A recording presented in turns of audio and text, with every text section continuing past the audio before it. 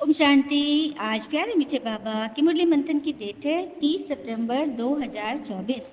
तो आज मीठे बाबा अपने बच्चों से कह रहे हैं, अपनी बैटरी चार्ज करने का ख्याल करो, अपना टाइम पर चिंतन में वेस्ट मत करो, अपनी घोट तो नशा चढ़े। तो अपनी बैटरी चार्ज करने का ही ख्याल करना है। कौन सी बैटरी? कोई टॉर्च और मोबाइल की नहीं, बल्कि आत्मा की बैटरी। और कौन करेंगे चार्ज?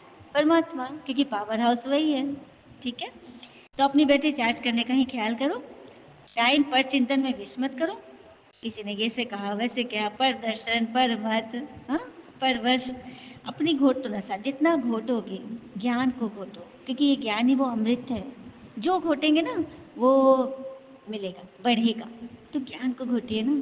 और कहते हैं ना कि क्रोध जो होता है ना, क्रोध जब आता है तो वो भी अकेले आता है, लेकिन हमसे सारी अच्छाइयाँ ले जाता है। और धैर्य भी अकेला ही आता है, मगर हमारी सारी अच्छाइयों को बचा के रख लेता है ना। तो बस तभी। और अगर विकार में गए ना तो बैटरी बहुत जल्दी जल्दी डिस्चार्ज होने लगती है, हमारे सारे सेल ना टूटने लगते हैं, कमज़ोर होने लगते हैं।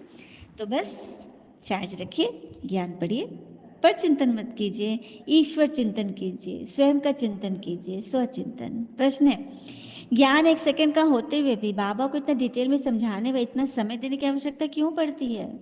ज्ञान तो सेकंड में है, सेकंड का है कि परमात्मा आ गए नीचे और दादा के तन में हमें पढ़ा रहे हैं, बस यही तो है। लेकिन समझाने में इतना समय देने की आवश्यकता क्यों पड़ रही है? उत्तर, क्योंकि ज्ञान देने के बाद बच्चों में सुधार हुआ है क्या नहीं, ये भी तो बाबा को देखना है। फिर सुधारने के लिए ज्ञान देते ही रहते हैं, देते ही रहते हैं। कब से दे रहे बाबा? 1937 से। सोचिए कितने वर्ष हो गए। सारे बीज और झाड़ का ज्ञान दे देते हैं, जिस कारण उन्हें ज्ञान सागर कहा जाता है। अगर एक सेकंड का मंत्र देकर चले जाए तो ज्ञान सागर का टाइटल भी नहीं मिलेगा उनको। एक बूंदी दे, एक सेकंड में से एक बूंदी दिए ना ज्ञान, जबकि वो तो ज्ञान सागर है, और सागर तो हर बार माने भरता ही रहता है, ठीक है, देता ही रहता है। तो सुना, ज्ञान देने के लिए भगवान को रहना है, टिकना है, बराबर देना है, और देखना है कि बच्चे में सुधार हुआ है कि नहीं। ओम शांति। रूहानी पिता बैठ रूहानी बच्चे को समझाते हैं। भक्ति मार्ग में परम पिता परमात्मा शिव को यहाँ ही पूछते हैं, भल बुद्धि में है कि यह होकर गए हैं। जहाँ पर लिंग देखते हैं तो उनकी पूजा करते हैं। यह भी समझते हैं कि शिव परम धाम में रहने वाला होकर गए हैं, इसलिए उनका यादगार बनाकर पूजते हैं। जिस समय याद किया जाता है तो बुद्धि में जरूर आता है कि यह निराकार है, जो परम धाम में रहने वाला है। उनको शिव कहते हैं। मंदिर में जाकर माथा टेकते हैं, उन पर दूध फूल जल बेलपत्र आदि चढ़ाते हैं, परंतु वह तो जड़ है, जड़ की भक्ति करते हैं। अभी तुम जानते हो वह है चैतन्य, उनका निवास स्थान परम धाम है। वह लोग जब पूजा करते हैं तो बुद्धि में रहता है कि परम धाम निवासी है, होकर गए हैं, तब ये चित्र बनाए गए हैं जिनकी पूजा की जाती है। वह चित्र कोई शिव नहीं है, उनकी प्रतिमा, मतलब वहां पे भगवान नहीं विराजे हैं, वो तो उनकी प्रतिमा है। क्योंकि भक्ति मार्ग में चढ़ावा चढ़ाने की आदत है ना, तो फिर किस चीज पर हम चढ़ाएंगे, बिंदु रूप पर कैसे पूजा करेंगे? इसीलिए शिवलिंग उनका प्रतीक चिन्ह है। वैसे ही देवताओं का भी जो मूर्ति है उनको भी हम पूजते हैं, लेकिन वो भी तो जड़ चित्र है, चैतन्य जीवित तो नहीं है। परंतु वो चैतन्य जो थे तो वह कहाँ गए, ये भी नहीं समझते। जरूर पुनर्जन्म लेकर नीचे आए होंगे। अभी तुम बच्चों को ज्ञान मिल रहा है, समझते हो जो भी पूज्य देवता थे वो पुनर्जन्म लेते आए हैं। आत्मा वही है, आत्मा का नाम नहीं बदलता, बाकी शरीर का तो नाम बदलते रहता है। सच बात है ना, आत्मा तो वही है। बाबा बार बार कहते हैं कि बच्चे तुम्हें मुझे याद करना है, जिससे तुम्हारे पाप कटेंगे, फिर नारायण बनोगे ना। हाँ, जब तुम सतो प्रधान थे तो तुमने बहुत ऊंचा पद पाया था, फिर से पुरुषार्थ करो, मुझे याद कर, तो सब विकर्म विनाश होंगे, फिर नारायण बने। यह नर से नारायण बनने की हाईएस्ट युक्ति है, जो स्वयं हाईएस्ट से भगवान हमें बताते हैं। हाँ, एक नारायण तो नहीं बनेंगे। हम्म कोई एक अर्जुन नहीं है, जो भी ज्ञान का अर्जन करे वही अर्जुन, और जो नर से नारायण बनने की विधि को अपनाए वही नारायण। क्योंकि सारी डिनेस्टी बन रही है ना, राजधानी बन रही है। बाबा हाईएस्ट पुरुषार्थ कराते हैं, यह है ही राजयोग की नॉलेज। सो भी पूरे विश्व का मालिक बनना है ना सभी को। उसी का तो बाबा हमें तैयारी करा रहे हैं। फिर बाबा कह रहे हैं, मैं इस ब्रह्मतन में आता हूँ टेम्पररी, इनकी आत्मा को भी समझाता हूँ। मैं इस शरीर से तुमको पढ़ाने आया हूँ, यह मेरा शरीर नहीं है, मैंने इनमें प्रवेश किया है, फिर चले जाएंगे अपने धाम। मैं आया ही हूँ तुम बच्चों को यह मंत्र देने, ऐसे नहीं कि मंत्र देकर चला जाता हूँ, नहीं, बच्चों को देखना पड़ता है, राउंडिंग लगानी पड़ती है, कहाँ तक सुधार हुआ है, जैसे डॉक्टर लगाते हैं ना। फिर सुधारने के बाद शिक्षा भी देते रहते हैं, जिसमें कोई कमी कमजोरी है उसको राय भी देते हैं। सेकंड का ज्ञान देकर चले जाए तो फिर ज्ञान सागर भी नहीं कहलाएंगे, है ना। फिर बाबा कह रहे हैं स्वर्ग में जाने के लिए तुम्हें पुरुषार्थ तो करना ही होगा। पुरानी दुनिया का अंत नई दुनिया की आदि होता है, जिसको पुरुषोत्तम संगम युग कहते हैं। ये भी तुम जानते हो, आत्माओं का सारा स्टॉक निराकारी दुनिया में होता है, परम धाम में। ये तो बुद्धि में बैठा है ना, तुम वहां से आते हो, या शरीर धारण कर जीव आत्मा बन जाए। पहले आत्मा होते, फिर शरीर धारण करते तो जीव आ जाता है, तो जीवात्मा बन जाते हैं। सबको यहाँ आकर जीवात्मा बनना है, फिर नंबर वार वापस जाना है।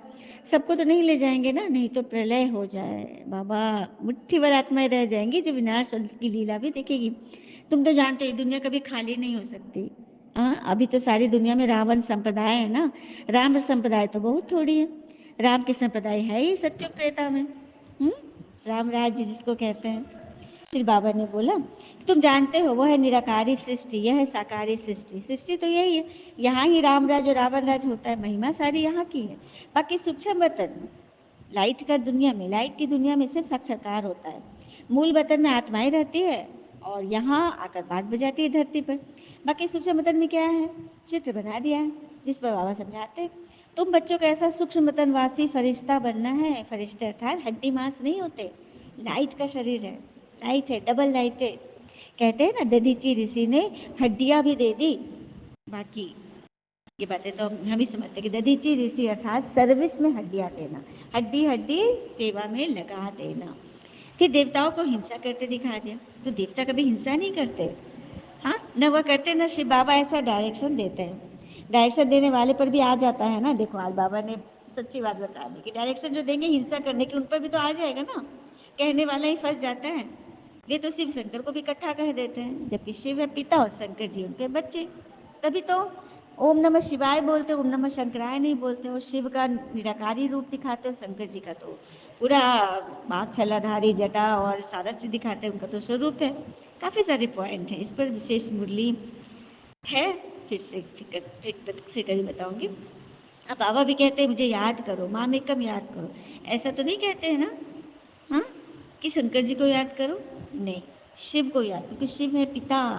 एक बार, बहुत बार मैं मंत्र नहीं बोल रही हूँ, एक बार ब्रह्मा जी और विष्णु जी में द्वंद्व छिड़ गया कि हम दोनों में श्रेष्ठ कौन है।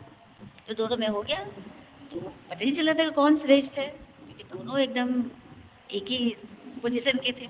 तभी अचानक एक दिव्य लाइट चमका, प्रकाश का प्रतिबिंब, और उसमें से आवाज आई कि जो भी मेरे इस ज्योति का आदि और अंत निकाल लेगा वही श्रेष्ठ है। ठीक है, और खोजने लगे इन लोग, ब्रह्मा विष्णु शंकर जी तीनों में हो गया था। तो शंकर जी खूब तह लगा के एकदम अंदर तक जा करके खूब कोशिश की। ये लोग तो पहले ही हार गए, ब्रह्मा जी विष्णु जी, लेकिन शंकर जी नहीं हारे, और वे एकदम उसके पीछे, लाइट के ज्योति के पीछे पड़ गए, और कहा जाता है कि वह ज्योति स्वरूप बन गए, और उन्होंने मान लिया कि ये हमसे श्रेष्ठ है। तो वो ज्योति किसकी थी, वही तो शिव थे निराकार, इन तीनों के पिता। उनको शंकर जी ने सबसे पहले पहचाना, इसीलिए शिवलिंग, जहाँ शंकर जी की मूर्ति होती है वहाँ शिवलिंग जरूर स्थापन होता है, और किसी देवता के बगल में नहीं होगा मंदिर में, लेकिन जहाँ शंकर जी होंगे वहाँ शिवलिंग, क्योंकि शिव को शंकर जी ने सबसे पहले पहले पहचाना और उनको धारण किया। उनकी तपस्या, उनकी साधना में लीन हो गए कि मुझे ऐसी ज्योति बनना ही है, इतनी शक्तिशाली मुझे बनना है। ये रहस्य है। तो भगवान हमें अर्थ सहित बैठ समझाते हैं, ये बातें कोई जानते नहीं, तो अर्थ जरूर बताना पड़े ना, समझाने में टाइम लगता है, इसलिए बाबा बार बार समझाते हैं। लेकिन हाँ, कोटों में कोई विरला ही निकलता है जो मैं जो हूँ, जैसा हूँ, मुझे पहचान सके। अच्छा, मीठे मीठे बच्चों प्रति भगवान की नमस्ते, हम बच्चों की भी प्यारे बाबा को नमस्ते। धारणा के लिए मुख्य सार, पहले पॉइंट, किसी भी बात की चिंतन में अपना समय नहीं गंवाना है। देखो, ड्रामा को साक्षी होकर देखना है, जो भी बातें हैं, अपनी मस्ती में रहना है, स्वयं के प्रति चिंतन कर आत्मा को सत्व प्रधान बनाना है। दूसरी पॉइंट, नर से नारायण बनने के लिए अंत काल में एक बाबा की ही याद रहे, इस हाईएस्ट युक्ति को सामने रखते हुए पुरुषार्थ करना है कि मैं आत्मा हूँ, इस शरीर को भूल जाना है। उसके लिए क्या करना पता है? शांति की अवस्था में टिक जाना है। और कहते हैं ना, शांति कहाँ कहाँ पर अति उपयुक्त होती है। आइए, हम सब परिवार में रहते, समाज में हैं, हर तरह की हम जॉब कर रहे हैं, जो भी है, सब लोग ही लोग हैं। तो शांति कहाँ उपयुक्त है समझते हैं? जहाँ हमारा उपहास किया जा रहा हो। कभी कभी होता है ना, आप ज्ञान की बातें भी सुनाओ तो वो अच्छे से नहीं सुनते, तो लगता है जैसे कि पल्ले नहीं पड़ रहा है, तो वहाँ पे शांत रहे। जहाँ हमें अकेला छोड़ दिया गया हो वहाँ शांत रहे। जहाँ हम पर सवाल उठाए जा रहे हो, अगर हम शांति खो देंगे, अगर हम ऐसी जगह पर शांति खो देंगे, तो जो अप्रिय चीज़ है ना, उसे सुधारने के बजाय हम उसे कई गुना बढ़ा देंगे, क्योंकि हम बोल देंगे ना, हलचल में आकर बोल देंगे। जबकि परिस्थितियाँ शांतिपूर्ण हो, जैसे कोई घटना हो, कोई मातम हो, तो कोई भी शांत रह सकता है, किसी भी घर में शांति छाई रहती है, ठीक है। लेकिन तूफान व हलचल में शांत रहना, ये साहस व धैर्य का काम है। तो यह काम कौन सिखा सकता है? शांति का सागर शिव बाबा, ठीक है। तो सीखिए उनसे। वरदान है, दाता की देन को स्मृति में रख सर्व लगावों से मुक्त रहने वाले आकर्षण मुक्त भव। दाता की देन को स्मृति में रख सर्व लगावों से मुक्त रहने वाले आकर्षण मुक्त बनो। कई बच्चे कहते हैं इनसे मेरा कोई लगाव नहीं है, परंतु इनका एक गुण बहुत अच्छा है या इनमें सेवा की विशेषता बहुत है। लेकिन किसी व्यक्ति या वैभव की तरफ बार बार संकट जाना भी आकर्षण है। किसी की भी विशेषता को देखते, गुणों को व सेवा को देखते दाता को नहीं भूलो, क्योंकि ये जो विशेषता है, ये प्रभु प्रसाद है, दाता ने दिया है। ये दाता की देन। अगर किसी व्यक्ति को भी देख रहे हैं, लेकिन उसके ऊपर दाता को देख रहे हैं, उनकी छत्र छाया के नीचे उस व्यक्ति को बैठा हुआ देख रहे हैं, तो एक तो उस व्यक्ति को भी अच्छा लगेगा और कमाई भी हो जाएगी आपकी, क्योंकि अपने भगवान को याद किया, एक पर बिंदी लगा दे, है ना। तो यह स्मृति लगावों से मुक्त, आकर्षण मुक्त बना देगी। किसी पर भी प्रभावित नहीं होंगे, फंसेंगे नहीं। स्लोगन, ऐसे रूहानी सोशल वर्कर बनो जो भटकती हुई आत्मा को ठिकाना दे दे, भगवान से मिला दे। तो कैसा रूहानी सोशल वर्कर बनना है? आत्मिक सोशल वर्कर। दुनिया में सोशल वर्कर तो बड़े पड़े हैं, लेकिन वो सिर्फ अपने नाम मान शान व जो भी सेवा करे शरीर से कर रहे, आत्मा से नहीं। आत्मा समझकर आत्मा की सेवा करना, भटकी हुई आत्मा को ठिकाना दे दो, भगवान से मिला दो। कितनी बड़ी सेवा है। अच्छा, ओम शांति। शीघ्र मीठे बाबा, वो बाबा के प्यारे प्यारे बच्चे, आप सबका जीवन सदैव सुख शांति समृद्धि सफलता से भरपूर रहे और भरपूर करे। ओम शांति।